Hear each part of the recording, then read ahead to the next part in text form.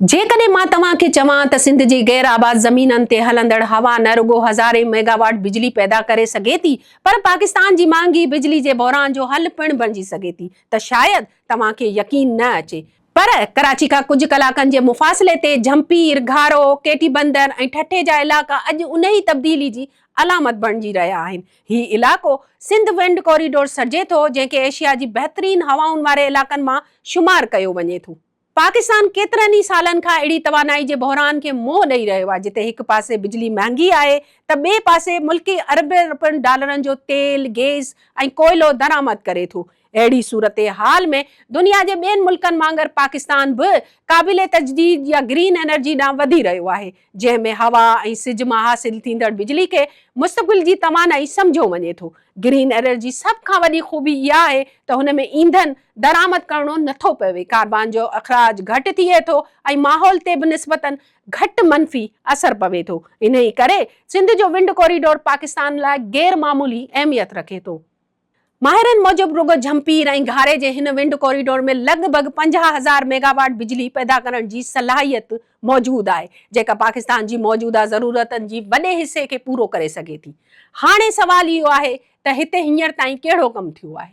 हिन वक़्तु झंपीर वारे इलाइक़े में 36 विंड पावर प्लांट कमु करे रहिया आहिनि, जिन जी गॾियल पैदावारी सलाहियत 1845 मेगावाट आहे। हुकूमत ऐं निजी शोबो वधीक मंसूबनि ते पिणु कमु करे रहिया आहिनि। ताज़नि मंसूबनि में सिंध हुकूमत झंपीर में 300 एकड़ ज़मीन हिकु अहिड़े मंसूबे लाइ मख़्तस कई आहे, जिते हवा, सिज ॿिन्हिनि मां बिजली पैदा कई वेंदी। ही Sindh electric power regulatory authority यानी सेपरा जे तहत पहिरियों बिज़नेस टू बिज़नेस मंसूबो हूंदो, जंहिं ज़रिए सनतुनि खे सिधी रीति क़ाबिले तजदीद बिजली फ़राहम कई वेंदी। सिंध हुकूमत जो चवणु आहे त इहा निजी सीड़पकारनि खे ज़मीन, पॉलिसी ऐं ॿियनि सहूलियतूं फ़राहम करे रही आहे, जीअं वधीक विंड फार्म्स क़ाइमु करे सघजनि।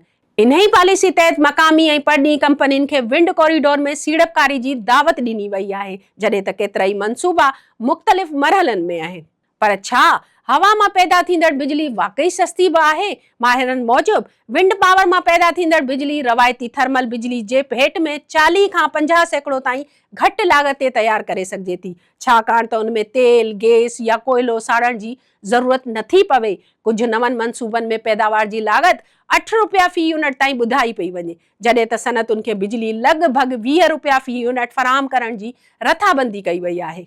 रुगो बिजली ई न, विंड कॉरिडोर मक़ामी आबादी जी ज़िंदगी बि तब्दील करणु शुरू करे छॾी आहे। जिते कॾहिं वीरान ज़मीन हुई, उते अॼु रस्ता, स्कूल, क्लिनिक, पीअण जे पाणी जूं सहूलियतूं ऐं रोज़गार जा नवां मौक़ा पैदा थिया आहिनि। तामीराती मरहले दौरान हज़ारे माण्हुनि खे रोज़गार मिलियो, जॾहिं त मुस्तक़बिल बुनियादनि ते बि 1000 खां वधीक नौकरियूं पैदा थियूं। ते हूंदे बि चैलेंजिस अञा बि मौजूदु आहिनि। रुगो बिजली पैदा करणु काफ़ी न आहे, हुनखे क़ौमी ग्रिड ताईं पहुचाइण, ट्रांसमिशन निज़ाम खे बहितर बणाइण ऐं सीड़पकारी जे अमल खे वधीक आसान बनाइण बि ज़रूरी आहे, जीअं पैदा थींदड़ सस्ती बिजली मुकमल तौर ते इस्तेमालु थी सघे। हवा त सिंध में सदियुनि खां हलंदी अची रही आहे। फ़र्क़ु रुगो एतिरो आहे त हाणे उहा ई हवा पाकिस्तान जी तवानाई जे बहिरान, महांगी बिजली ऐं माहौलियाती तब्दीली जहिड़नि वॾनि मसइलनि जो हल बणजण जी सलाहियत रखे थी। ऐं जेकॾहिं मंसूबा साॻी रफ़्तार सां अॻिते वधंदा रहिया त मुमकिन आहे ईंदड़ सालनि में सिंध जो विंड कॉरिडोर रुगो पाकिस्तान लाइ न, पर सॼे खिते लाइ ग्रीन एनर्जी जो हिकु कामयाब मिसाल बणिजी वञे।